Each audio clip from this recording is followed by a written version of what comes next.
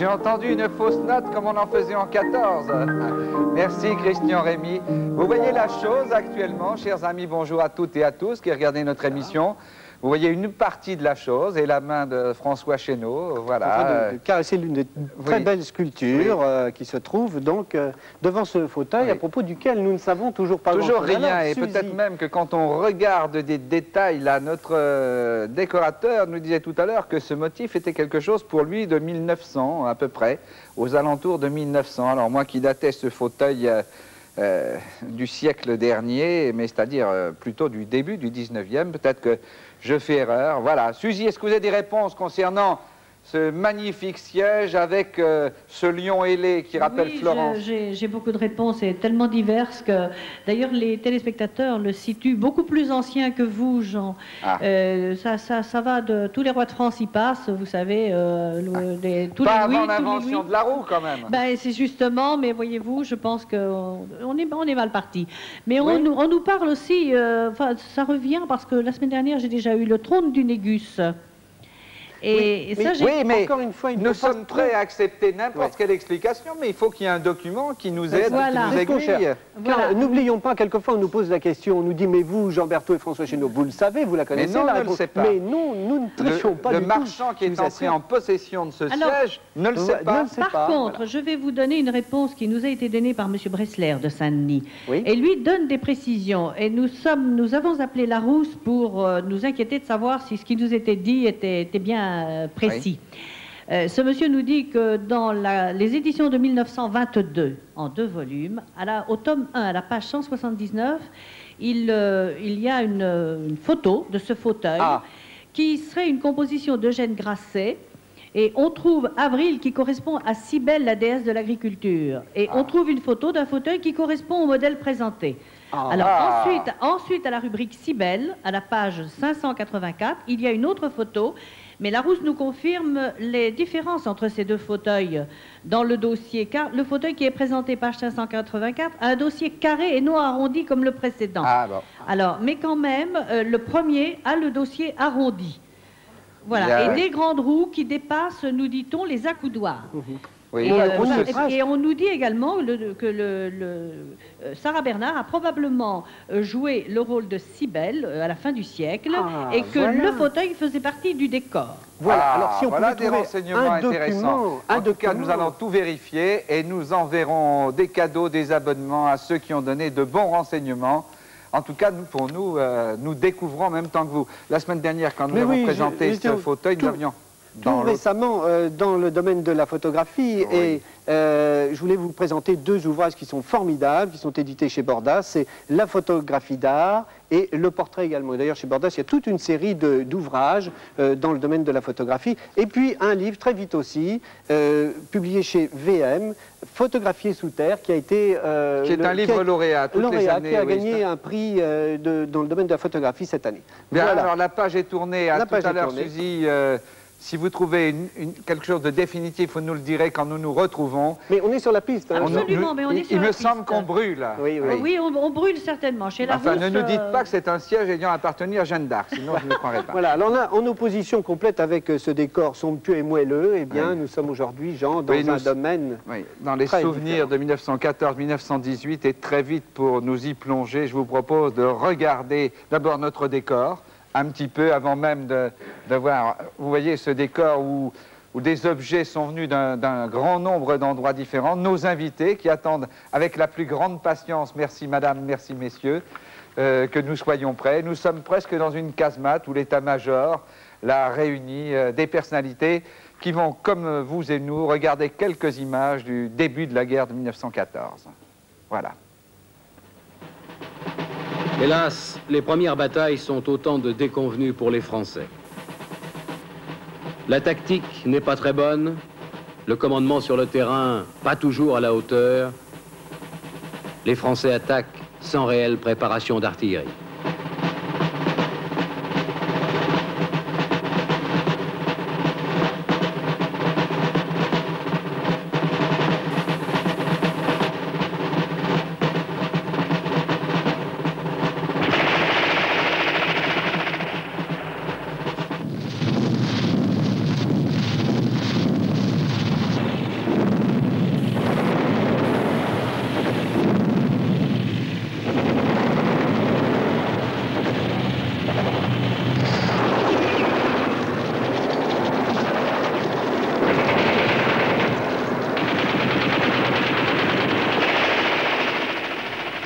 soldats français sont déconcertés par la puissance de feu allemande.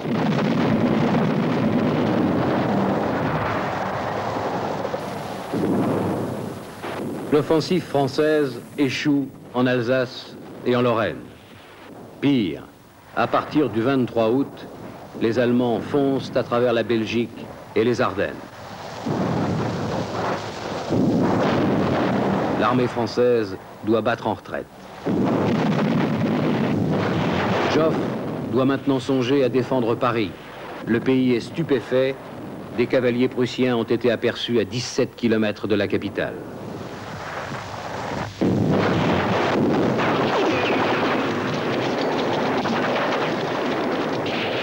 Brutalement, l'armée allemande change de direction. C'est le gros de l'armée française qu'elle veut prendre au piège, comme dans une nasse. Joffre n'est pas breveté de l'école de guerre, mais il a du génie. Menacé d'un désastre militaire total, il décide que le moment est propice à une contre-attaque. Ce sera la Marne.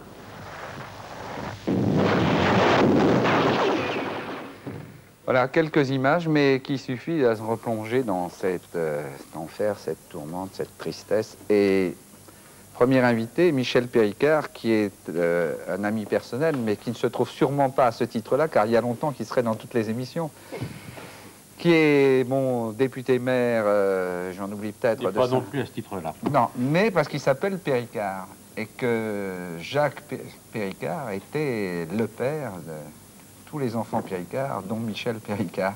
Il voulait savoir, ça me passionnait de savoir ce qui pouvait rester dans une mémoire autre que livresque. Hein, comment est-ce que ce père, vous avez beaucoup parlé, ou en tout cas on vous a beaucoup parlé de ce père. Ben, vous allez être déçus, c'est que j'avais un père qui, lorsqu'il rentrait à la maison, ne s'occupait que de ses enfants, ne leur parlait jamais de sa vie professionnelle, jamais de ses soucis, jamais de sa guerre.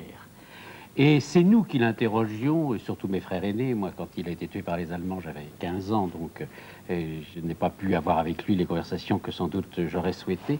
Mais il n'aimait pas. Il n'aimait pas. On a souvent taquiné les anciens combattants en disant ils racontaient leur guerre, ils racontent encore leur guerre. C'était pas son cas. Alors nous avons appris sur lui dans les livres, plus que par lui-même, et puis quand même par ses amis. Par ceux qui ont été avec lui dans cette tranchée, qui n'est pas, car la confusion se fait souvent, qui n'est pas la tranchée des baïonnettes. La tranchée des baïonnettes, c'est une autre tranchée, on voit encore d'ailleurs à Verdun, qui est cette tranchée où tous les soldats ont été ensevelis, debout, et on voit les baïonnettes qui dépassent. C'était la tranchée du bois brûlé, où il y a eu cet épisode de Boulet mort, et en particulier son vieil ami Duracier, qui l'a remplacé à la présidence des anciens combattants de Verdun, qui était avec lui à côté de lui. C'est lui qui a parlé. Vous êtes venu avec un tableau qui était dans la famille, c'est moi qui vous l'ai demandé d'ailleurs. Oui, bah, ça fait partie de l'imagerie de l'époque qui naturellement, sur le plan artistique, n'a peut-être pas une grande valeur, mais qui symbolise bien ce qu'a été cette époque, cet événement. Je crois qu'on peut dire que ce Mais il a bien dit de Boulet mort. Oui, ça a été parfois contesté, je ne vois pas pourquoi, parce que j'allais dire, au risque de choquer, c'est presque banal quand on raconte lui-même la chose, et c'est Maurice Barrès qui l'a le mieux raconté par les témoignages. Il a été, bon, c'était rapidement, en 2 mots, une attaque allemande qui a complètement envahi les tranchées, tous les soldats couchés autour de lui, morts ou blessés, lui seul debout, et il a dit lui-même, pris par une espèce d'inspiration, une chose qui ne s'explique pas, il a dit « debout les morts », et les soldats se sont relevés. Celui à qui manquait un bras tirait avec un autre bras. Ils ont trouvé par miracle des grenades et ils ont repoussé l'assaut. Ce qui était inexplicable et ils ne souhaitaient pas en parler. Ce sont ces soldats qui ont trahi le secret. Et à l'époque, donc le général Gallieni, qui était ministre de la guerre, a fait une déclaration au Sénat. Il est devenu une sorte de symbole du soldat de Verdun.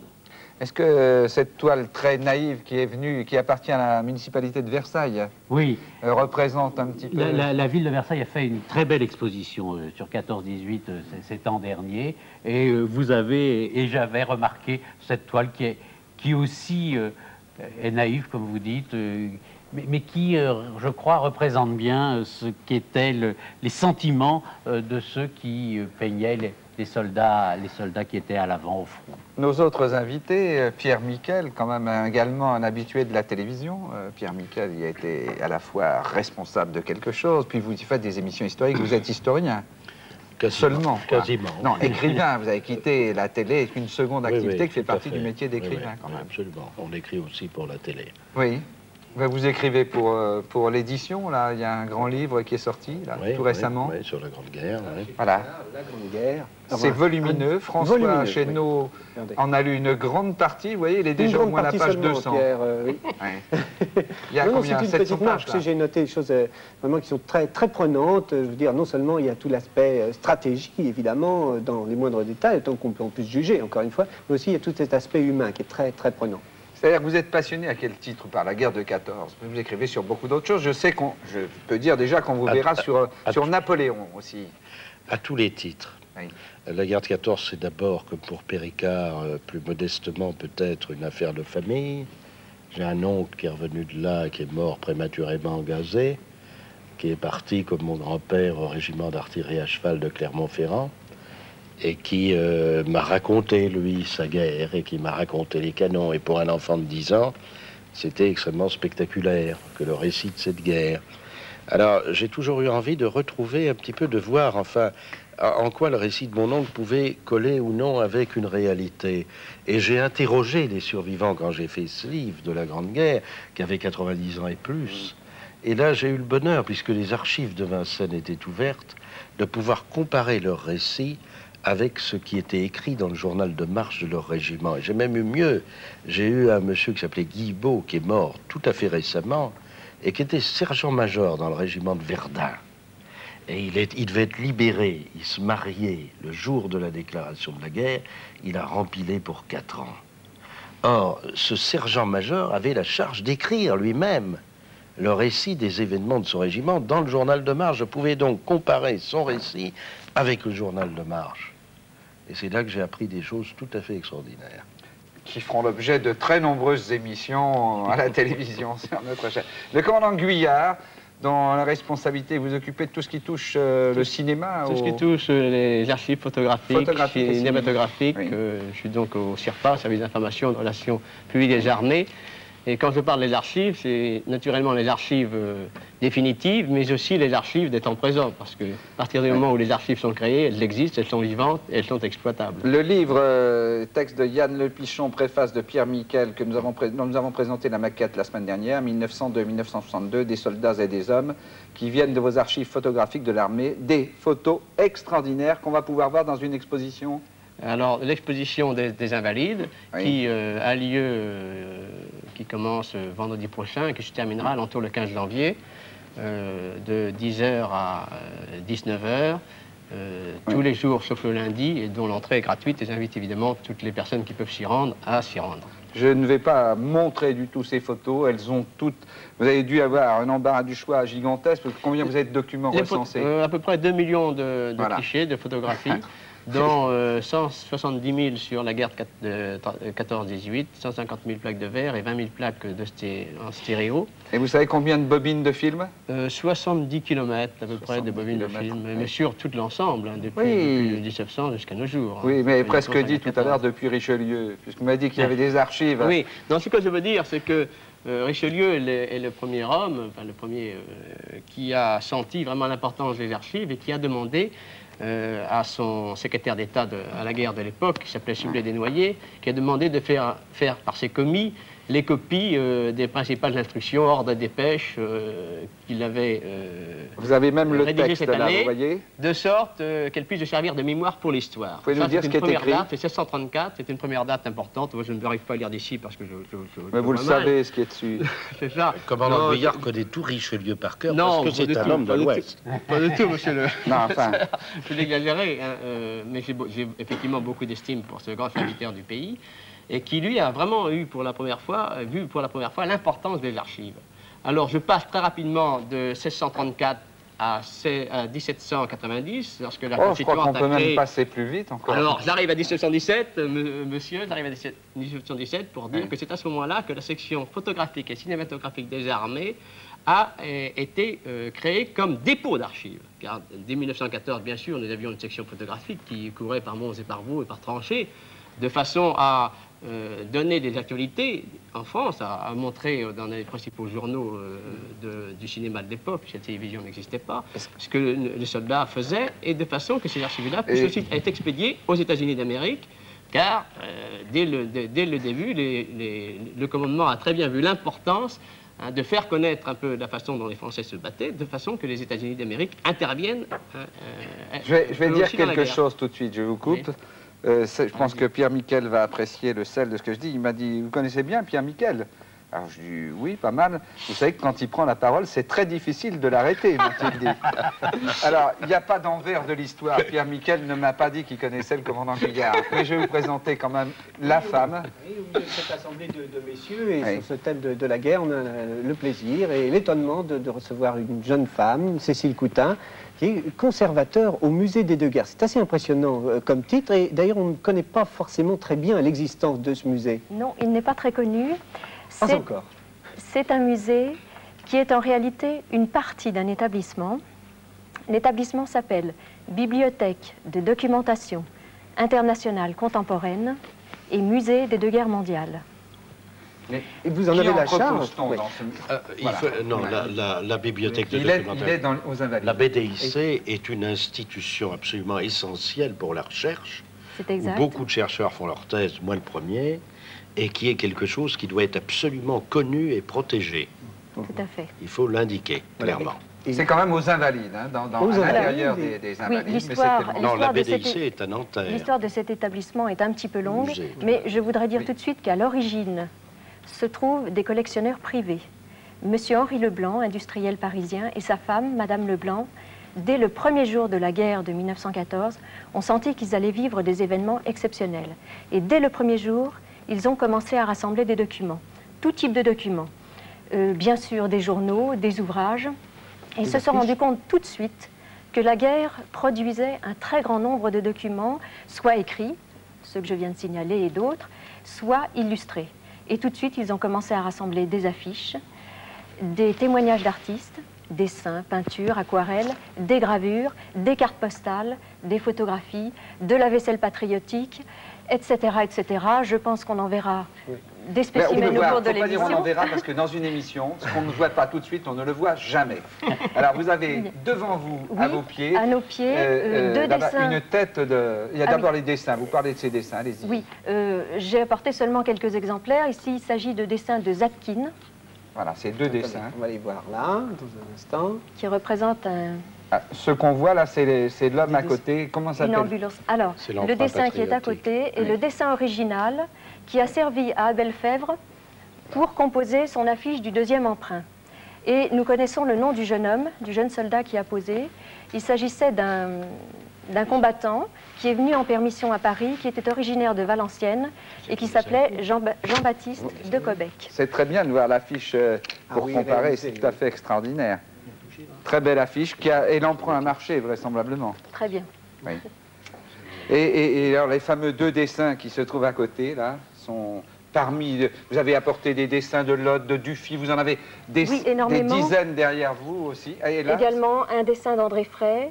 Je crois que vous avez près de vous aussi des imageries, mais vraiment, tous les créateurs ont participé avec l'homme. Gardez-le bien en main, parce que justement, quand vous dites créateur, on avait l'habitude de voir des dessins très ressemblants. Or, à l'époque, il y avait déjà des créateurs qui créaient avec leurs moyens d'expression. Exactement. Dit moderne, c'est l'avant-cubisme, quoi. Mais Pierre Miquel raconte bien comment les peintres ont été mobilisés aussi, André Laurence, Landowski, Forain, Braque, pour toutes sortes de choses, notamment pour le camouflage. On en reparlera un petit peu plus tard, mais ça, c'était étonnant. Et ce que j'ai en main, moi, qu'on va montrer également, là, cette chose magnifique. Vous la voyez pas, mademoiselle Coutin? Regardez sur le téléviseur, là. Oui, il s'agit d'une imagerie russe dessinée par Mayakovsky, qui représente la prise de Lvouf par les Russes et les Autrichiens qui s'enfuient. Bien, alors maintenant faisons connaissance aussi avec les autres invités. Eh bien, Jacques très beau Tardy. portrait là, vous voyez, très oui. beau portrait là. Monsieur Tardy, vous savez à qui a fait ce portrait? Nous voyons à l'instant. Demandez à votre voisin de droite, Jean-Pierre Vernet, lui le sait. Oui, bon, c'est un légionnaire peint par Zinoïev, donc un Russe qui s'est engagé dans l'armée française en 1914, qui a fait 4 années dans l'armée française et qui a repris ses activités de peintre après. Entre autres, il a fréquenté Mistinguett, il faisait ses costumes, des décors de théâtre, des décors de café. Alors, vous êtes présentés tous deux en même temps, ça tombe bien puisque vous êtes deux amis, Jean-Pierre Vernet et Monsieur Tardy. Alors, Jacques Tardy, il faut quand même dire que c'est un dessinateur de bande dessinée qui s'est spécialisé, entre autres domaines, dans la guerre de 14. La guerre de 14, oui. Pas vraiment spécialisé, c'est-à-dire que je ne suis pas un historien, je n'essaie pas de dessiner l'histoire de la guerre de 14 en bande dessinée, j'ai horreur de ça. J'essaie de mettre en image cette guerre et des situations précises. C'est-à-dire que quand j'étais gosse, j'ai été très impressionné par les récits de la guerre de mon grand-père, mais que me faisait ma grand-mère. Mon grand-père aussi n'en parlait pas. Et ma grand-mère me racontait des choses horribles. Je devais avoir 5-6 ans. Je me souviens que je faisais des cauchemars sur ce thème-là. Et un des premiers livres que j'ai lu était un livre édifiant, l'histoire d'un officier qui partait avec son chien. Je me souviens que son chien mordait les Allemands, etc. Ça m'avait énormément plu, donc il y avait toute une imagerie aussi qui m'a séduite dès le départ.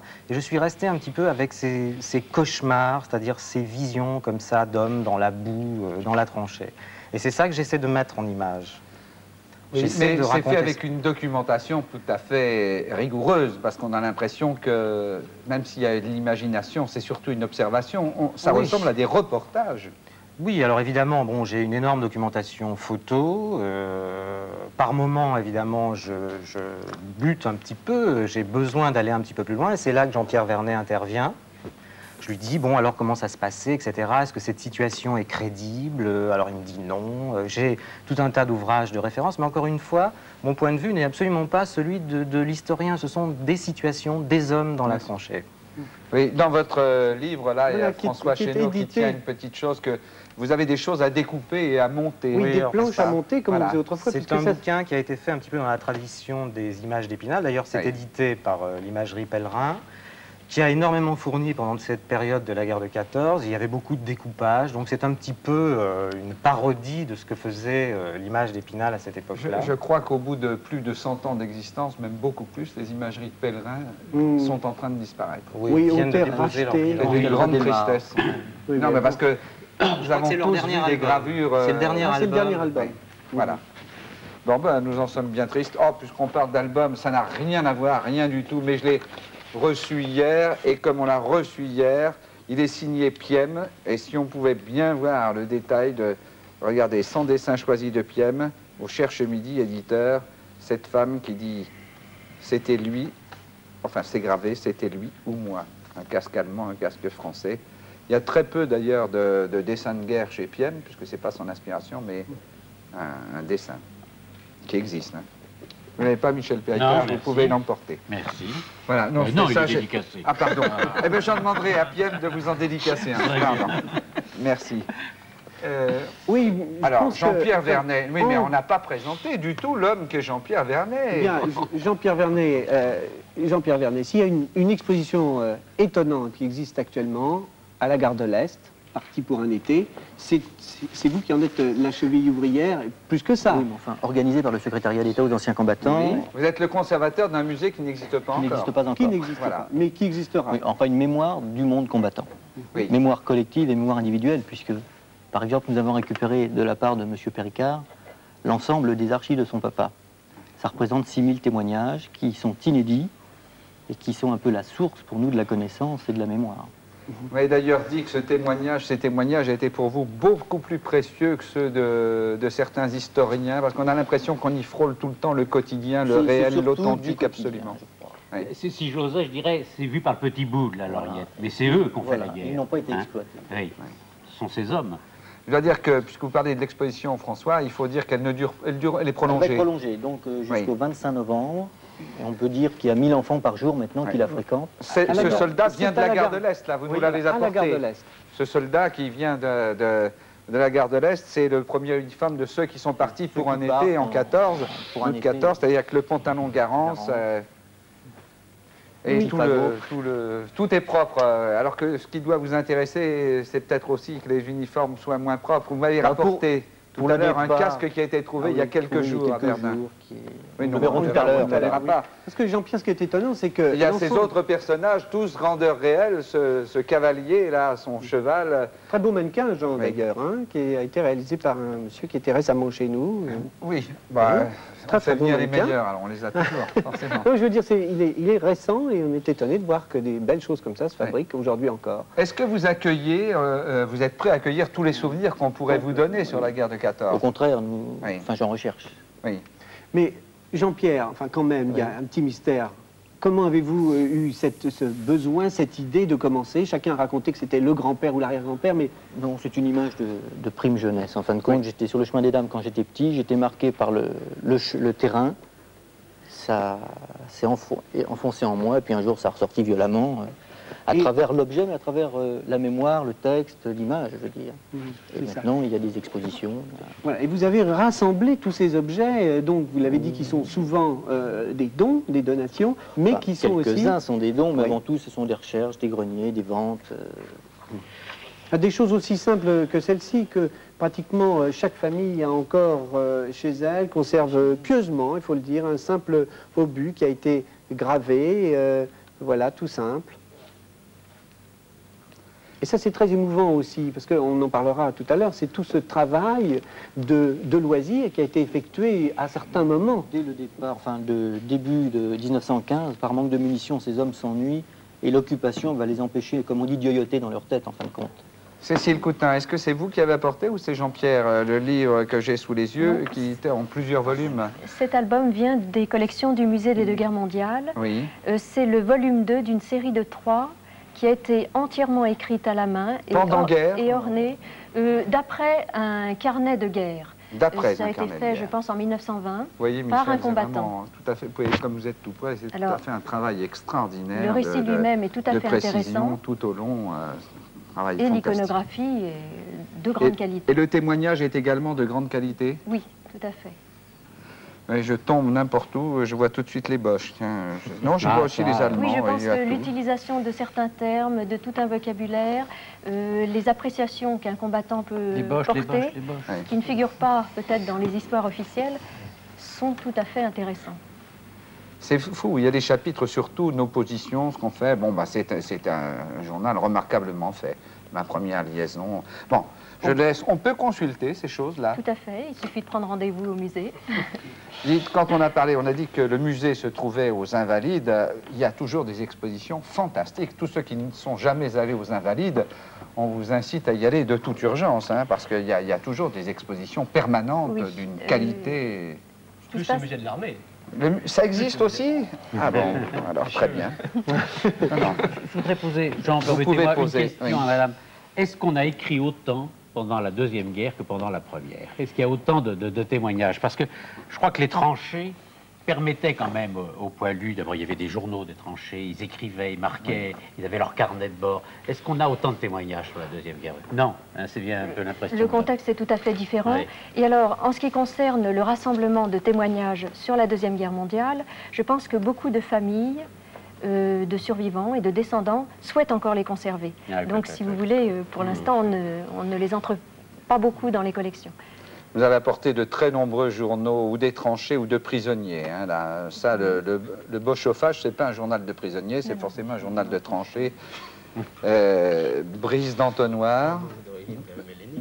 Comment? Brise d'entonnoir, oui, c'est ça.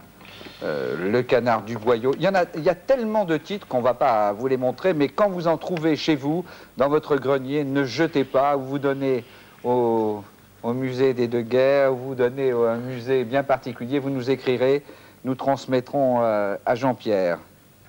Oui.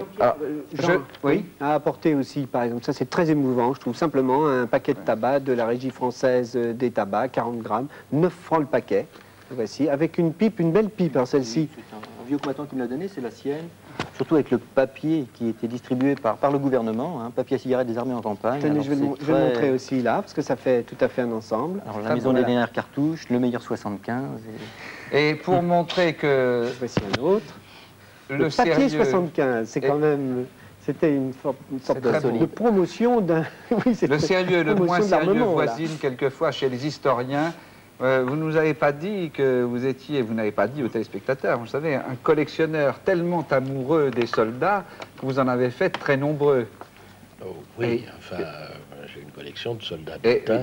On va en voir quelques-uns. On a demandé à notre réalisateur de se rendre chez vous et de filmer quelques-uns de ces soldats. Alors là, vous avez l'armée allemande, enfin les éléments de l'armée allemande. La garde prussienne, en bleu de Prusse, avec la musique qui, les fameux défilés à Berlin, au pas de loi, se faisaient avec la musique de la garde. Les troupes de la garde vont combattre en France pendant pratiquement toute la guerre.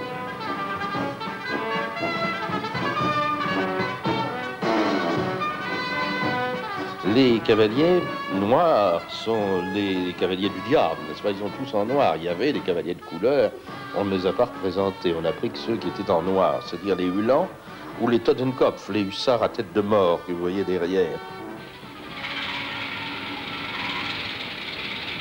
La petite voiture, c'est un général en opération, ce qui montre le côté résolument moderne de cette armée allemande d'avant 14. Et alors, curieusement, ces soldats en cachou, là, enfin, d'une couleur un peu indistincte, c'est censé représenter le feldgros. Alors, c'est pas du tout le feldgros, c'est pas la véritable couleur. Ces soldats sont, si vous voulez, la manière dont les Français d'avant 14 imaginent les soldats allemands à destination de leurs enfants. C'est-à-dire que les Allemands doivent être un peu ridicules et en tout cas laids. Or, ces soldats sont laids. Par contre, alors, vous voyez que l'armée russe, c'est une armée du 19e siècle, les Cosaques en rouge et les grands cuirassiers blancs de l'empereur de Russie, qui sont là avec l'uniforme impérial. Et l'armée française est aussi un peu une armée du 19e siècle, disons même une armée d'opérette, avec les hussards à dolman bleu ciel, les dragons avec leurs grands manteaux et leurs pantalons rouges.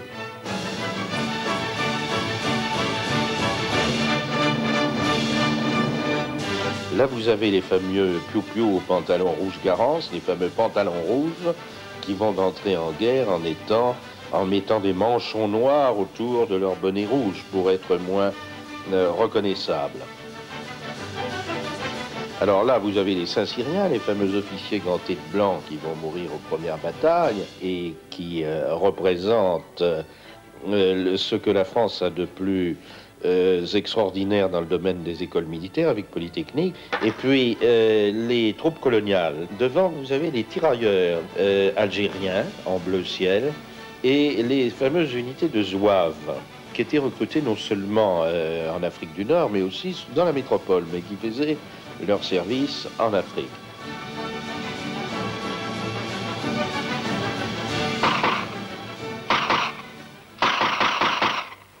Quelques pièces rares.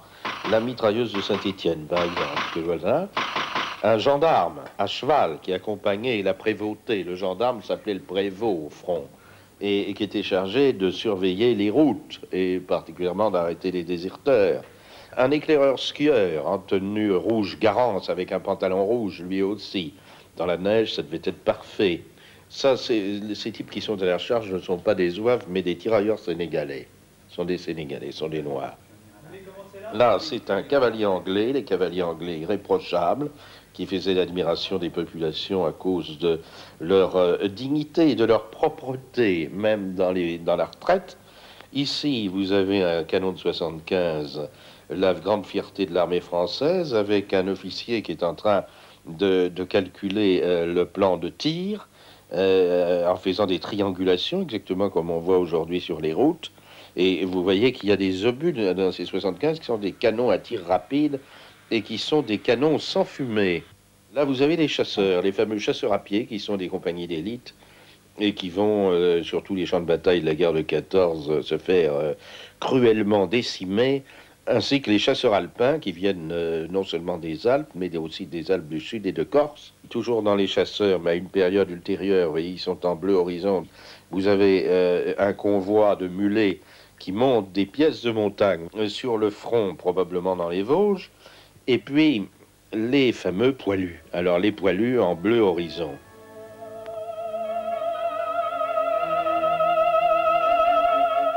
Il y a une pièce assez rare, là, c'est un grenadier avec un masque à gaz, qui est évidemment dans les troupes d'assaut.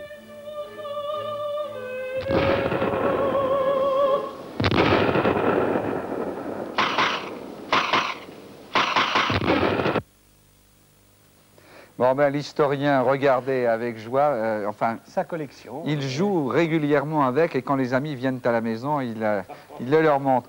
Mais nous, on a voulu montrer immédiatement derrière ces soldats des jouets qui étaient...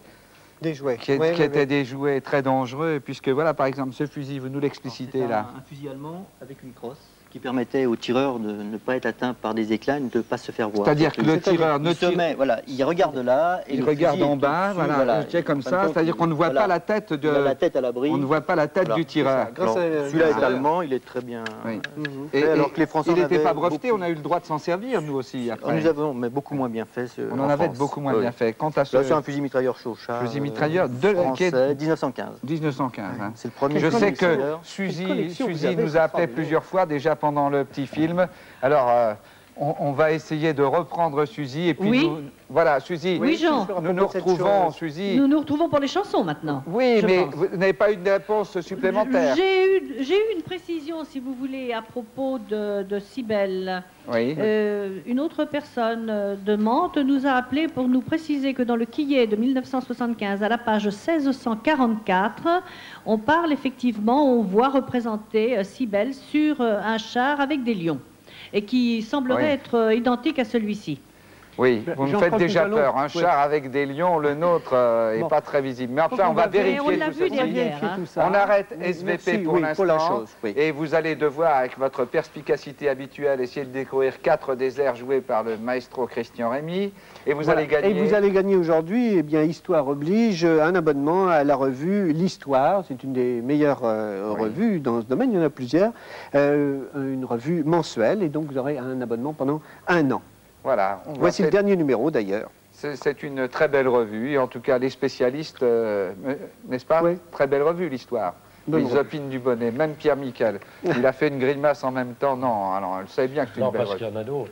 Oui, c'est l'une des absolument. Nous en présentons toujours, et comme nous les offrons, c'est vrai, d'ailleurs nous en offrirons d'autres encore dans peu de temps, Historama. Mais aujourd'hui, les autres, enfin l'abonnement. C'est l'Histoire. Alors nous allons écouter Christian Rémy, et pendant que le maestro va jouer sur un piano qui n'est peut-être pas de la qualité, je ne sais pas, mais il a été accordé tout à l'heure. C'est un beau piano d'époque, très bien qu'on nous a prêté d'ailleurs. C'est toujours Monsieur Debout. Oui, toujours gracieusement. Et pendant ce temps-là, nous regarderons quelques-unes des innombrables et fantastiques affiches qui ont été amenées à la fois par Cécile Coutin, mais vous cherchez ces 4 airs parmi les 10.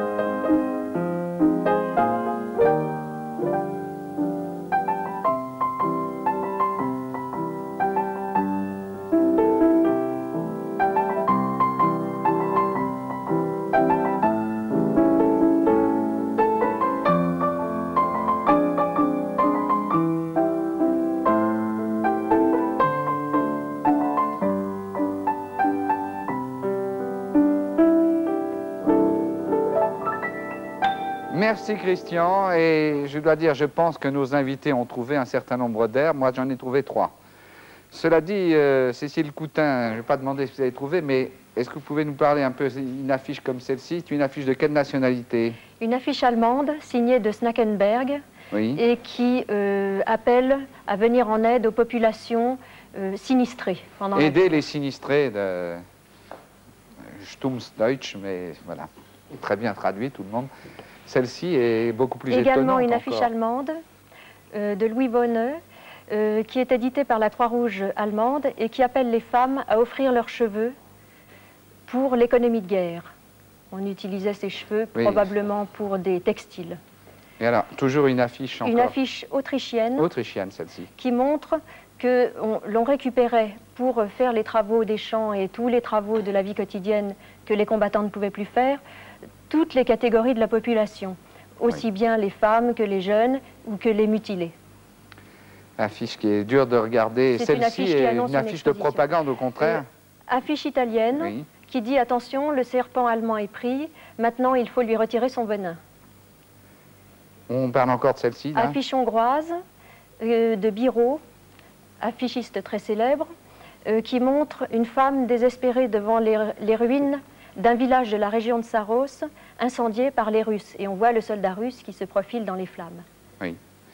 On va revenir avec Jean-Pierre Vernet, là, quelques objets artisanaux faits sur le... Au départ, je pense que l'artisanat a surtout suppléé les manques, oui, de moyens que l'armée française avait. Il n'y avait pas assez de grenades. Il n'y avait pas de grenades, par exemple. Oui. Donc, ils ont inventé des grenades dites artisanales, oui, fabriquées dans les régiments. Voilà, on voit plusieurs modèles. Ce sont des boîtes de conserve au départ, améliorées au fur et à mesure avec un manche. Oui.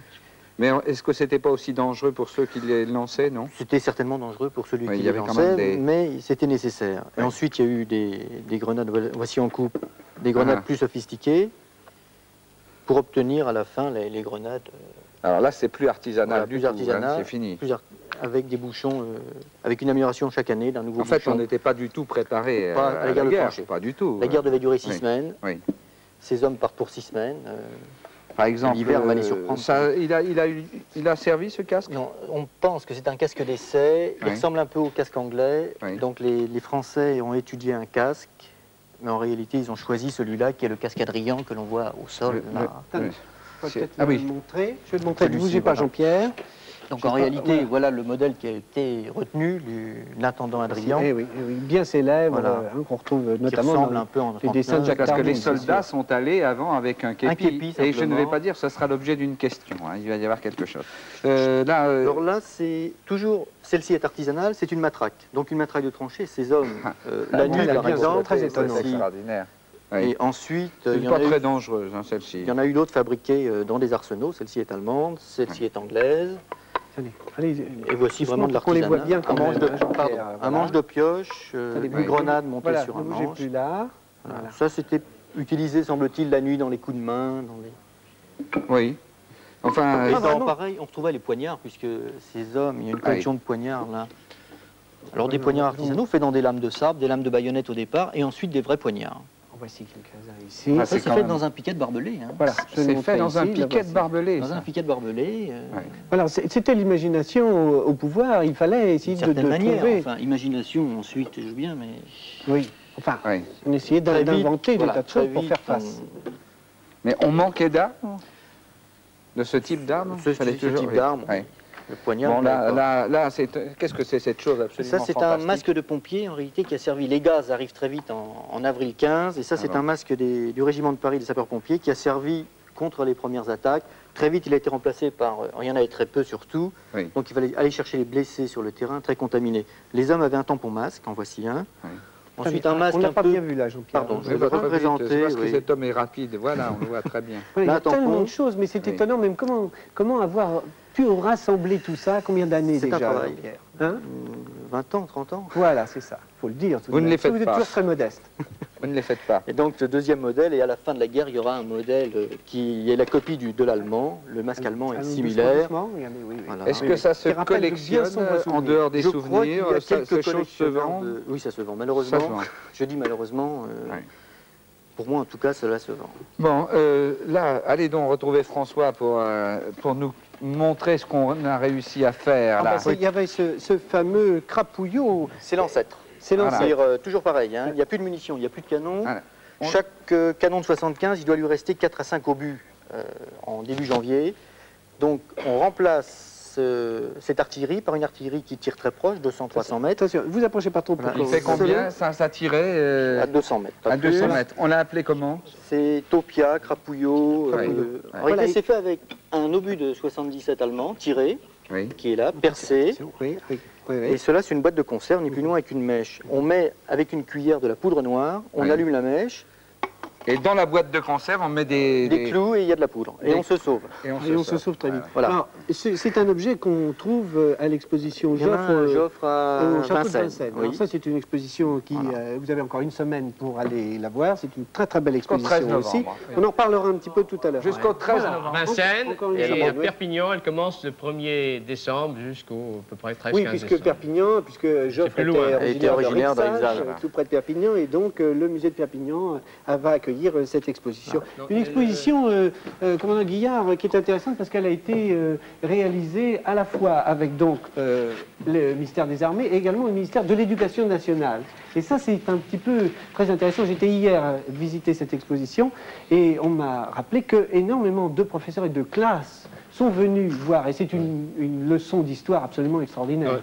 Il est évident que tout ce que nous faisons sur le plan historique doit d'abord servir aux enfants, aux jeunes, c'est absolument évident, parce que l'histoire, c'est la mémoire de notre pays, c'est quelque chose d'essentiel, c'est pas le professeur, ni personne d'ici qui me contredira.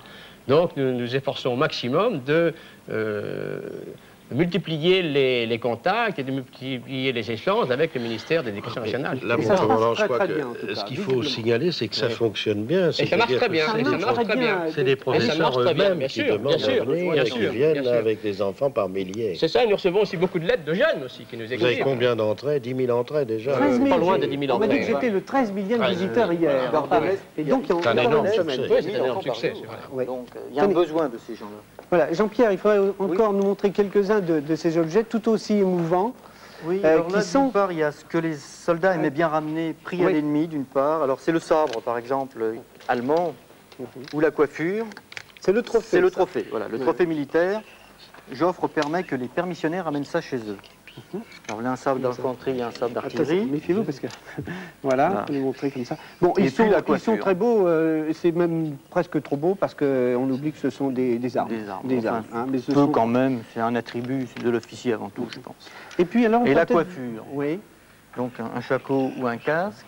Donc voilà. Ici, voilà, comme ça. Ici, un shako. Alors ça, également... C'est l'infanterie prussienne en 1895. Ça, en 1915, il est en Liège. Voilà, donc c'est un ersatz, il n'y a plus de matière première. Les fameux casques à pointe. Par exemple, celui-là a été retrouvé sur le terrain il y a quelques semaines. Alors voilà, vous en parliez tout à l'heure. Voilà. Quelques semaines? Quelques semaines, oui, dans les Vosges, en se promenant simplement. C'était émouvant aussi. Et puis alors, encore une fois, alors, le travail des hommes dans les tranchées. Le cuivre ciselé, repoussé. Et éventuellement la canne. Parce que je crois que la canne, c'est le premier outil ou le premier objet fait dans la tranchée. Enfin, pas dans la tranchée, mais en marchant, dès la bataille de la Marne. C'est ça, pour faire passer le temps, en quelque sorte. Non, ces hommes vont s'en servir pendant la retraite. Ils vont avoir un bâton.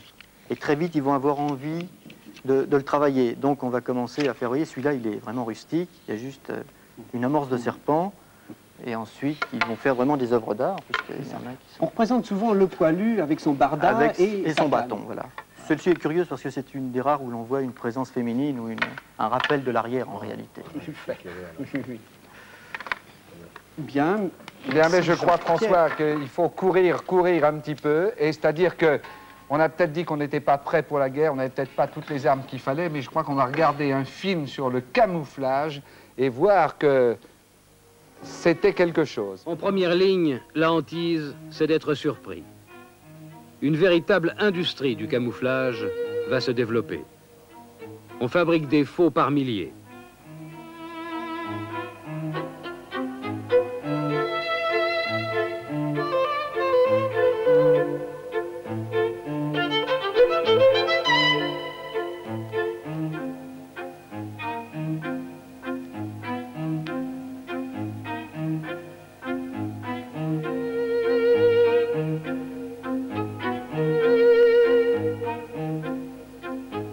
De faux piquets, par exemple, qui sont de vrais périscopes.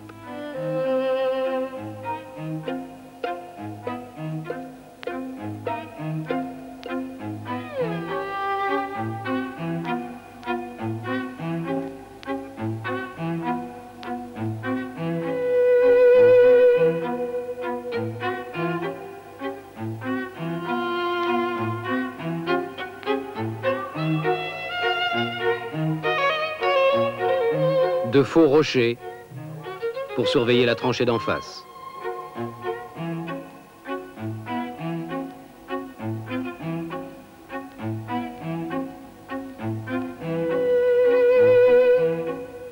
De faux rails pour tromper la surveillance aérienne.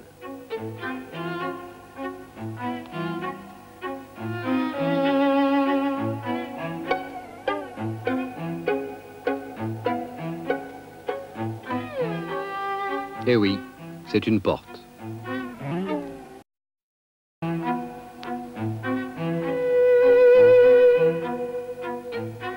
On fabrique même de faux cadavres.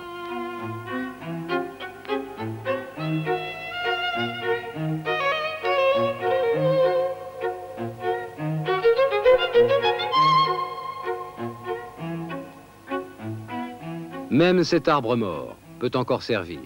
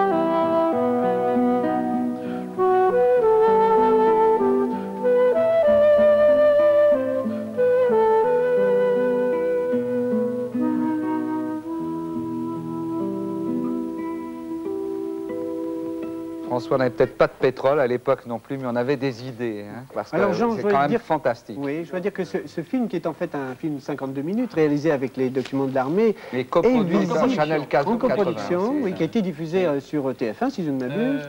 Celui-là, non, c'est sur Antenne 2, c'est l'idée. Ça, c'est rien. Si c'était bon, c'était sur TF1. Eh bien, ce film est visible entièrement, c'est donc les 52 minutes à l'exposition Joffre, qui a Château de Vincennes, c'est ça.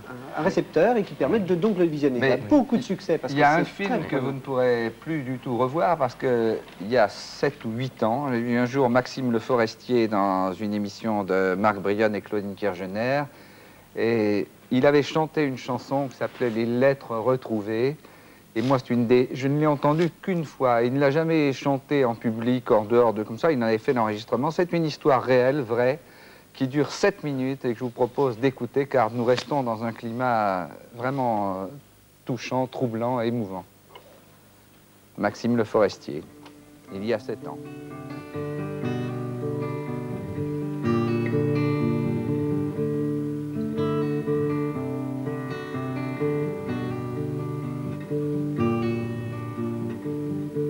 Avril 1912, ma femme, mon amour. Un an s'est écoulé depuis ce mauvais jour où j'ai quitté ma terre.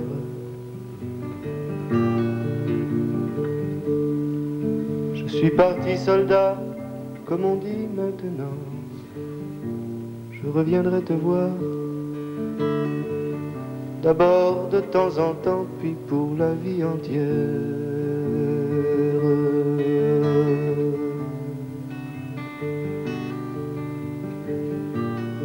Je ne pourrais venir sans doute avant l'été. Les voyages sont longs quand on les fait à pied. As-tu sarclé la vigne? Ne va pas la laisser manger par les chardons. Le voisin prêtera son cheval aux moissons. Écris-moi quelques lignes.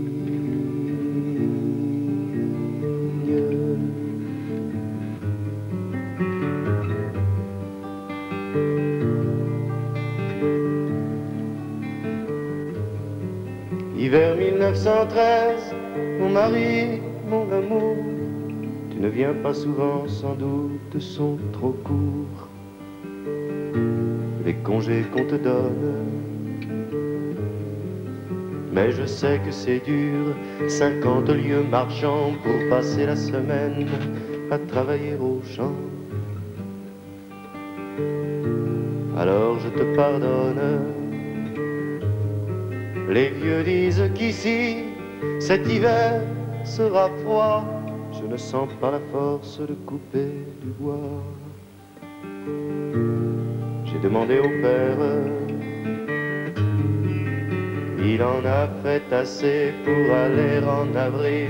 Mais penses-tu vraiment, toi qui es à la ville, que nous aurons la guerre?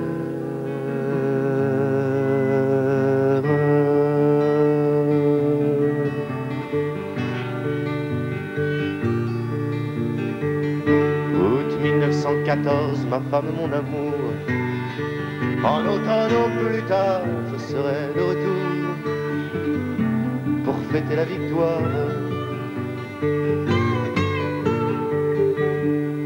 Nous sommes les plus forts, coupez le blé sans moi.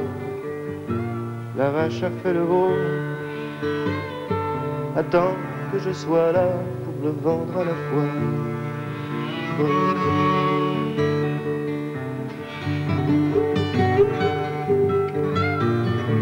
Le père se fait vieux, le père est fatigué. Je couperai le bois, prends soin de sa santé. Je vais changer d'adresse. N'écris plus, attends-moi, ma femme, mon amour. En automne au plus tard, je serai de retour pour fêter la tendresse.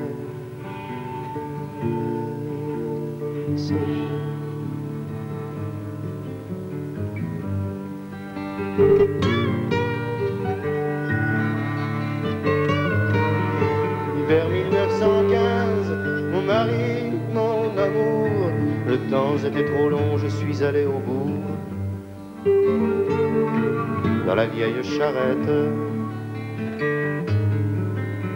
le veau était trop vieux, alors je l'ai vendu. Et j'ai vu le vieux Jacques et je lui ai rendu le reste de nos dettes. Nous n'avons plus un sou, le père ne marche plus. Je me débrouillerai et je saurai de plus en plus être économe. Mais quand tu rentreras diriger ta maison, si nous n'avons plus rien, du moins, nous ne devrons plus d'argent à personne.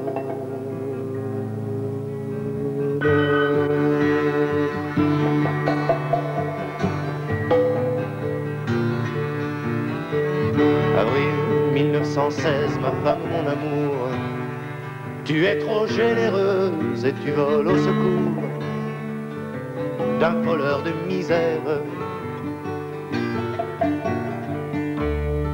Bien plus riche que nous, donne-lui la moitié.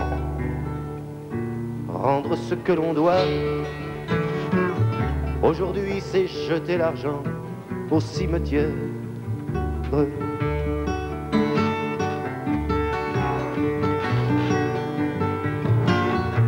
On dit que tout cela pourrait durer longtemps.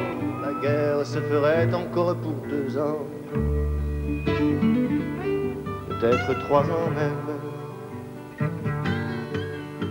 Il faut nous préparer à passer tout ce temps. Tu ne fais rien pour ça, je ne suis pas content. Ça ne fait rien, je t'aime.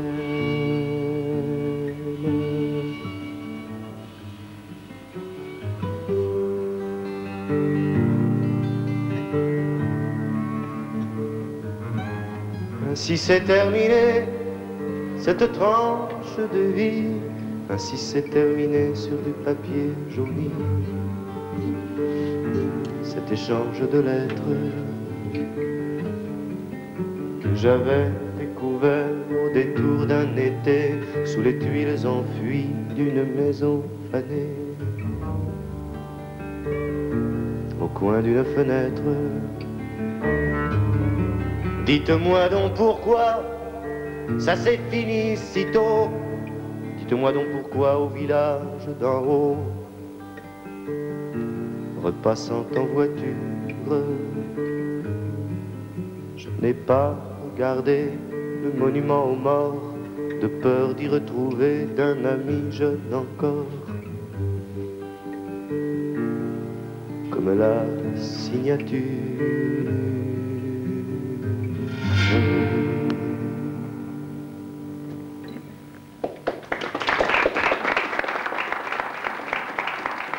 Bien, Suzy, puisque... Ce moment d'émotion passé. Oui, est-ce que vous avez nos 10 gagnants? J'ai 10 personnes en ligne, Très avec bien. beaucoup de difficultés, mais je les ai. Ah bon? Déjà... Bon, j'ai eu 4 titres qui ont été beaucoup donnés, oui. Les autres très peu. Le bar de l'escadrille, un peu le cri du poilu, l'ami Bidas, enfin avec Bidas, oui, ne jouez pas aux soldats, quand un soldat, et qu'est devenu la Madelon. Bon, sont les titres vous les avez plus souvent les donnés. cimetières militaires de Pierre Oui. Louki, Verdun de Michel Sardou, les deux oncles de Brassens. Les deux oncles ont été donnés aussi un peu, mais très peu. Superbe chanson. Je dois dire que Pierre Miquel était capable de chanter toutes les paroles, c'est-à-dire que je pense qu'on va lui faire un numéro de variété prochainement. Il chantait toutes les paroles et il n'était absolument pas au courant, il savait tout. Bien, Voilà. alors maintenant, nous allons jouer peut-être. Eh bien, oui, nous allons surtout savoir, vous avez donc gagné cet abonnement. Un abonnement à l'histoire, un an. Si vous pour cette trouvez revue mensuelle, très bien. les 4 réponses qui nous intéressent, est-ce qu'on pourrait avoir quelqu'un qui nous soulève ça par hasard, si on avait des... voilà, sur notre présentoir d'époque. Voilà, un présentoir d'époque. Et ce sont des souvenirs, non pas de 14-18, ça va très bien, des souvenirs de TF1. Voilà. TF1 a une boutique et on a acheté absolument tout ce qu'il y avait dans TF1. Tout est en cuir, c'est absolument superbe. Oui, ça, c'est pour pas madame ou tout, monsieur. genre, il n'y a pas forcément ça, que du cuir. Oui, oui, bien sûr, ça, c'est du cuir. Un parapluie, voilà. un briquet, oui, il y a une cravate. 2 montres qui sont là également, regardez, les porte-cartes, un très beau cendrier. Bon, un jeu de cartes. Oui, voilà. enfin, il y a tellement de choses, il y a des sacs, il y a même des choses qui sont à la mode, qu'on se met sur la tête quand on fait son jogging. Voilà. Ça, c'est pour apporter un petit sourire à cette émission qui est quand même plus sérieuse. Des sacs, il y a même une cravate, une foule de choses. Il y en a pour 2500 francs, voilà, tous les souvenirs TF1, c'est peut-être pas encore très recherché, mais... il y a un début de collection, vous verrez, il y a un début de collection, indiscutablement. Ici, pour ça, vous pouvez le reposer. Merci d'avance, messieurs, de répondre aux questions posées. Voilà, première question. Alors, François, vous montrez l'intérieur de ce képi. Voilà, c'est cette partie métallique ici, voilà, qui se plaçait à l'intérieur de ce képi. Bien. J'en montre une, le modèle le plus connu. Là, vous voyez. C'est celui-ci, Jean, je crois, le plus connu. Non, surtout pas. Le modèle le plus connu, c'est celui que j'ai et qui allait... Non, c'est ce qui a précédé le casque Adrien. Voilà, pour protéger le front, le haut du crâne. Et comment s'appelait, je vous demande le nom précis de cet objet. Voilà, un seul mot. Voilà, un seul mot, le nom précis de cet objet. C'est qu'il y avait le même nom pour le vôtre. Pour les deux. Voilà. Absolument. Deuxième question, alors là c'est quelque chose d'extraordinaire. Je vais vous tenir votre papier. Si vous voulez. Oui, vous voyez, je vais essayer de le mettre sur ma main. C'est une pièce qui se rajoutait. Là, vous voyez cette pièce. Ne dites pas ce que c'est, Pierre Miquel. Oui, cette pièce se rajoutait sur la baïonnette avant de partir à l'assaut. Voilà. Et ce que je voudrais savoir, parce qu'on le voit bien sur ma main, à quoi servait cette pièce rajoutée? Sur la baïonnette française. Voilà. Et ça sert à quelque chose, la baïonnette française. Je ne pense pas que les Allemands avaient le même, à moins qu'on l'aurait non, il y avait un modèle. Voilà ce modèle. Ça servait à quoi? Quand vous aurez dit, ça tient en 2 mots, pour le dire, ou en 3, si on veut dire à, faire, je n'en dis pas plus. Pas davantage. Attention, c'est dangereux. C'est très dangereux. C'est très pointu. Beaucoup de gens ont fait des tournevis à une certaine époque, des très beaux tournevis en les coupant. Voilà un jouet qui n'est pas une copie fidèle du tout d'un des avions de l'escadrille de Guinemer, qui s'appelait l'escadrille des Cigognes. Voilà, alors ce qu'on voudrait savoir... Joli jouet de collection aussi. On voit les cigognes, vous voyez, de mon côté, il y en a une ici aussi, voilà. Alors cet avion n'est sans doute pas le modèle exact. Un spade, oui. Des buts de Chaumont. Spade, des buts de Chaumont. C'est à usage interne, c'est une plaisanterie à usage interne. Voilà, bien. vous m'avez saisi. Alors, ce que vous voulez savoir, c'est quel est le nom donné, le surnom donné à l'avion de Guynemer. Voilà, par Guynemer. Par Guynemer, et oui, les autres l'appelaient aussi le quelque chose. Voilà. Bon, troisième nom. Alors, la quatrième question est très très simple, élémentaire, mon cher Watson. Regardez cet objet qui est très compliqué. Voilà, ça s'ouvre, ça se ferme, on met quelque chose à l'intérieur. Ici, je vais vous retirer une partie que vous envoyez. Vous voyez, là, ça sert à quelque chose. On faisait quelque chose là-dedans. Sur le front. J'en ai peut-être trop dit, tant pis, mais ça me semble facile. Vous n'aurez guère qu'à trouver les 3 autres réponses. Voilà, c'était utilisé alors, sur compte le à front rebours, pendant dans la guerre 4 minutes, Suzy. Et pendant ce temps-là, moi, je vais bavarder avec Jean Valnet. Merci.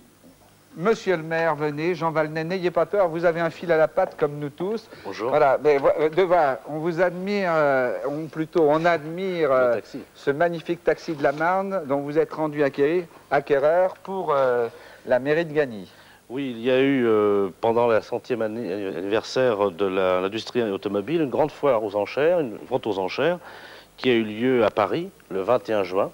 Oui. Et il y avait la vente de deux taxis authentiques. Vous avez entendu l'appel du 21 juin, vous vous êtes dit, je veux acheter un taxi de la Marne. C'était le 21 juin, et nous l'avons donc acheté à cette vente aux enchères. Il y en avait 2, nous avons pu en acquérir un des 2, et nous l'avons acheté 120 000 francs, puisque c'était le prix. C'est un cadeau, je peux vous dire, parce qu'à mon sentiment, ça valait encore plus cher. Ils sont rarissimes, ces taxis de la Marne, il est dans un état splendide. Oui. Et il faut dire que la mairie de Gagny avait envie d'en avoir, parce que les taxis de la Marne sont partis de Gagny. Effectivement, dans la ville de Gagny, en Seine-Saint-Denis, l'événement historique est le départ des taxis de la Marne. Car en 1914, au début septembre, comme les Allemands étaient très proches de Paris, il fallait emmener rapidement des militaires vers les Allemands pour les arrêter. Et le général Gallieni, qui était général à l'époque, a une idée avec le général Monory, c'est de réquisitionner les taxis. Je crois d'ailleurs qu'il a été général toute sa vie, il n'a été fait maréchal qu'après sa mort. À titre posthume, je crois, oui. Et ils ont donc réquisitionné les taxis, les G7. Il y en avait un millier, enfin, qui étaient particulièrement à 80% des Renault.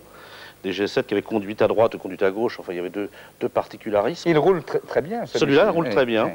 Et ils les ont ramenés vers Gagny pour prendre ces militaires et les emmener à Nanteuil-le-Haudouin, au bord de la Marne, pour arrêter les Allemands, ce qui a été fait d'ailleurs à cette époque. Oui, qui a été surtout psychologique, d'après ce qu'on peut dire maintenant, car en fait, on dit que les Italiens ne me contrediront pas, je pense pas, que 4000 hommes dans cette mêlée, c'était finalement peu de choses. Mais l'effet psychologique était énorme. Très important, n'est-ce pas, l'effet psychologique était surtout énorme à l'arrière, parce que la 7e division qui est montée en ligne à Nanteuil-le-Haudouin n'a pas eu l'occasion de renverser le sort de la bataille. On peut même dire qu'elle était déjà tournée par les éléments de Von Kluck qui avaient fait une contre-marche de 100 km dans la nuit et dans la journée depuis le sud de la Marne jusqu'au nord, qui avait complètement enveloppé l'armée de Monory et qui s'apprêtait à la contourner pour marcher sur Paris au moment où sont arrivés les ordres allemands disant à Von Kluck, c'est la retraite.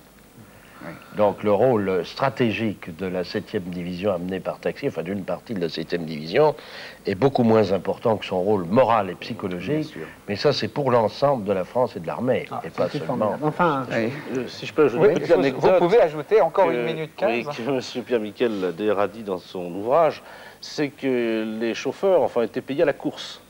C'est-à-dire que le compteur a été mis en route à Gagny, enfin à Paris, et ils l'ont arrêté au retour, et ça représentait à l'époque, je crois, 70 102 francs, je crois. C'est ça, M. Pierre Miquel, je crois. Je crois qu'ils ont été remboursés.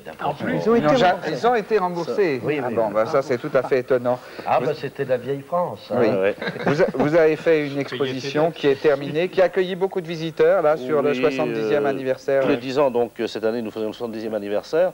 Il y a eu des manifestations officielles, et les faits marquants, le samedi et le dimanche soir, étaient un son et lumière, où d'ailleurs il y avait les 10 taxis, car nous avions récupéré 10 taxis, 6 qui roulaient et 4 qui étaient en exposition à travers la ville.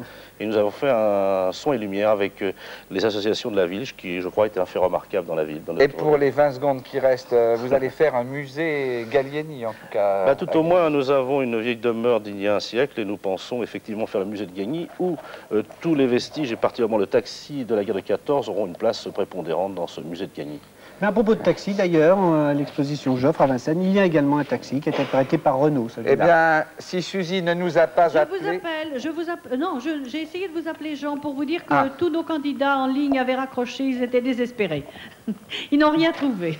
Alors, nous allons jouer avec la France entière. Voilà. Et, en tout cas, monsieur le maire, merci de nous avoir prêté si gentiment ce taxi, de l'avoir fait, parce que c'est vraiment quelque chose. Moi, je me sens un peu le propriétaire de ce taxi maintenant, grâce à vous. Nous allons recommencer. On remontre rapidement, remontrer très rapidement les objets. Très rapidement. Voilà. C'est-à-dire qu'il faut toujours chercher des choses relativement simples. Comment s'appelle? On se remet en position ici. Vous venez, François, parce que... Je vais chercher mon avion, si vous voulez bien. Vous reprenez l'avion aussi. Oui. Comment s'appelle cette chape qui est métallique que l'on mettait à l'intérieur d'un képi pour être protégé? C'est l'ancêtre du casque, vous voyez. Ça s'appelle une... Deuxième ça énigme. Ça protège le crâne, il faut trouver. Deuxième énigme. Voilà. Oh là là. Ah ben c'est bien, vous allez être très heureux. Vous l'avez en 2 morceaux, oui, très bien. Vous pouvez poser le... Non, Guinemer est abattu, mais il est encore vivant. Très bien. Alors, à nouveau cette pièce-là, cette pièce qui est quand même très spéciale, que l'on met, que l'on a enfilé sur cette baïonnette. Je vais vous montrer que ça sort, puisque je l'ai mis. Voilà, on le mettait avant de se lancer à l'attaque, de quitter la tranchée. Ça avait une utilité. Je vous montrais bien cette pièce-là, ça a une utilité. Ces petits arrêtoirs-là, et je vous dis tout de suite que ça n'est pas pour que ça ne rentre pas jusqu'au bout. C'est autre chose. Pour aider, disons que la baïonnette était au bout du fusil. Était au bout du fusil, bien sûr. Bah, quand on se lançait... Ça aurait pu être un ouvre-boîte, Jean. Oui, non. Non, bon. C'était une chose qui avait une utilité pratique et au départ impensable.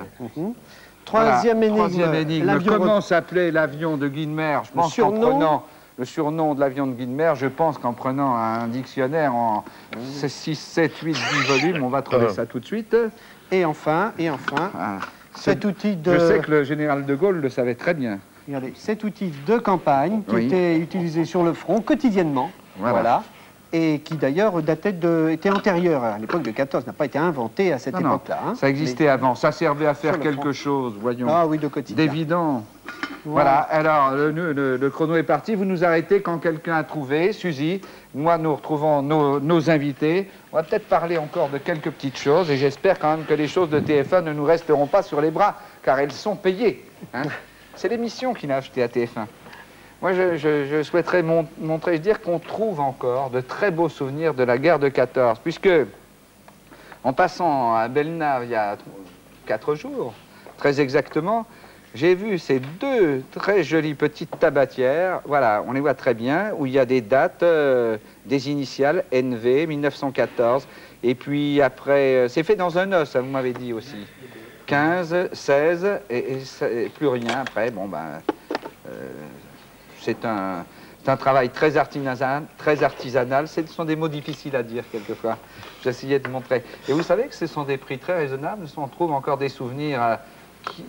Oui et non, en fin de compte. C'est raisonnable et puis la multiplie 300 francs. 300 francs. Et cette petite tabatière aussi le canon, qui est sculptée. Le canon, ça n'est pas moi, je ne l'ai pas trouvé là. Trouvé à Belnard. Ça vaut un peu plus cher. Oui. Le canon tire. Le canon tire. Il tire, salobusier allemand. Oui. Superbe, en très bon état. Mais c'est un jouet français ou allemand? Il est allemand. C'est un jouet allemand. Mais on aurait pu faire un obusier français pour le démolir. Ah oui, mais les jouets français n'avaient pas ce niveau de technicité à l'époque. Très belle petite maquette allemande aussi. C'est un village. C'est également... Oui, Suzy? Oui, Jean, j'ai Madame Stess qui est de Vincennes et qui, 1 minute avant la fin des 4 minutes, nous a donné la réponse. Je vous la passe. Merci. Oui, madame? Madame Stess. Très bien, madame. Vous êtes femme de militaire? D'ancien militaire. D'ancien militaire. Et alors, comment s'appelait cette fameuse chape-là qui protégeait? La cervelière. La cervelière, très bien, madame. Vous le saviez depuis longtemps? Oh, je le sais par mon mari, hein. Eh oui. Ceci maintenant, madame. Oui, c'était pour écarter les barbelés et les détruire en tirant. Pour les détruire en tirant. Le barbelé se coinçait ici, et puis la balle se trouvait juste à partir ici et coupait le barbelé. Ce qui est tout de même insensé qu'on ait songé à quelque chose que je considère d'aussi inefficace, parce qu'il n'y avait que 10 balles 9 balles. 9 balles dans le fusil, alors vous aviez pu faire 9 coupes. Mais Monsieur Stess est un connaisseur, je le connais. Voilà. Enfin, Il est allé au musée, l'exposition. Oui. Grande famille. Bien, l'avion maintenant. L'avion. S'appelait Charles. Le vieux Charles. Formidable. Oui. Le vieux Charles. Et enfin, madame, cet étrange instrument, disons-le, de cuisine. C'est un moulin à café. Oui. Mais il manque la manivelle. Absolument. Oui, mais il servait aussi de cafetière, en fait. Le mot café nous suffisait. Le café. Oui, oui. On pouvait faire le café. Voilà, c'est parfait, bien, madame. Parfait, madame. Vous allez recevoir tous ces cadeaux J'espère que TF1. vous avez des petits-enfants, car tous les souvenirs TF1, sinon vous vous retrouvez avec trop de portefeuilles, trop de petits sacs. Mais vous aurez des t-shirts aussi, parce qu'ils voilà. aussi. Merci beaucoup, Lou. Vous en prie, madame. Nous sommes ravis. TF1. Merci. Maintenant, on poursuit sur... nous revenons à ce petit jouet qui a quand même beaucoup de caractère aussi, qui est de la guerre lui-même. Oui, c'est un jouet de la guerre de 14-18, fabriqué en Allemagne pour les enfants allemands, et qui représente un village allemand supposé être détruit et brûlé par les soldats français. Les salles français, oui. Vous avez des jouets devant vous, là aussi? Encore un... Il existait en France la même chose. Le village français dévasté par les Allemands. Absolument. Également, cette petite voiture roulante, cette cuisine roulante, allemande miniature, aussi. fabriquée à Nuremberg. Ça, c'est très caractéristique parce que les Allemands sont les seuls à avoir des roulantes qui marchent bien et qui sont partout au début de la guerre. Dès le début de la guerre. Oui. Ils étaient équipés pour. Oui. Vous avez-vous des petits jouets français? La guerre impressionne absolument tous les objets les plus variés. Pour continuer avec les jouets, nous avons ici un jeu de cartes allemand. Laissons-le là, ils nous verront très bien. Hein. Jeu de cartes. Un jeu de cartes allemand. Oui, mais qui représente quoi sur la guerre? Qui représente, ici je présente la carte qui porte l'effigie du Kronprinz, mais il y a également des chefs politiques et militaires en réalité. Il y avait les mêmes jeux en France aussi? Oh oui, on trouve l'équivalent. Tous les jeux sont modifiés. En France, nous avons le domino des Alliés, ici. Est-ce que ces jouets de guerre figurent dans l'exposition actuelle sur les jouets aux arts décoratifs? Non, mais Jean, moi je suis ravi de voir qu'au milieu d'une émission très tendue, très sérieuse comme ça, eh bien, on parle de jouets, parce que d'abord les enfants continuent à jouer. Puis il y a actuellement une actualité du jouet assez étonnante en France, un petit peu partout. Et notamment alors au musée des arts décoratifs, jusqu'au 28 janvier, donc vous avez le temps, une superbe, je dis bien superbe exposition intitulée Le cirque et le jouet. Voici le catalogue, vous avez là-bas l'affiche aussi qui est très très belle, et alors qui rassemble plus de 4000 jouets sur le thème du cirque, avec toutes sortes d'éléments qui sont à la fois anciens, qui remontent au tout premier jouet de 1880 et jusqu'à nos jours. Et c'est ça qui est amusant, on y voit des objets, des jouets qu'on peut trouver encore dans les magasins. Le lieu de l'exposition? Eh bien, c'est au musée des arts décoratifs actuellement. Oui. Également une autre exposition à Paris, pardon de parler un petit peu trop de Paris, jouets Paris 1900, ça c'est actuellement à la mairie du 10e arrondissement. Voici le catalogue. Et ce sera bientôt dans la mairie du 13e arrondissement. Et puis, puisque nous parlons jouets, rappelons que Toymania, eh bien, Toymania, c'est une grande exposition, vente, qui aura lieu le 11 novembre. Vous voyez que même un jour aussi sérieux, on arrive à parler de jouets. 11 novembre, à l'hôtel PLM Saint-Jacques, et c'est nos amis Broutins qui organisent cette grande exposition avec 250 exposants. Alors, je crois que c'est notre ami Robert Capiage, grand spécialiste de la poupée, il sera pour dédicacer son nouveau livre sur la poupée. C'est un autre domaine. Je suis devant un jouet qui est au moins de la guerre de 14. Mais oui, Jean, alors celui-ci figure dans l'exposition Le cirque et le jouet. Allez, mon petit doigt, y aller. Il est de cette époque, c'est l'époque non, alors c'est peut-être pas des Martins, etc. Il marchait. Ah non, vous croyez qu'il... Il est à l'envers, je pense. Il est à l'envers? Oui, il est personnage de face. Ah. Eh bien alors, c'est ça qu'il faut faire? Voilà, on essaie ça. Eh bien, pendant que on va voir si... Voilà. Voilà, bravo, fantastique. Voilà. Regardez ça. Alors, pendant qu'on parle, encore une petite page jouet, si vous voulez bien. Dans la région parisienne, encore le 11 novembre, décidément, il y aura une vente aux enchères.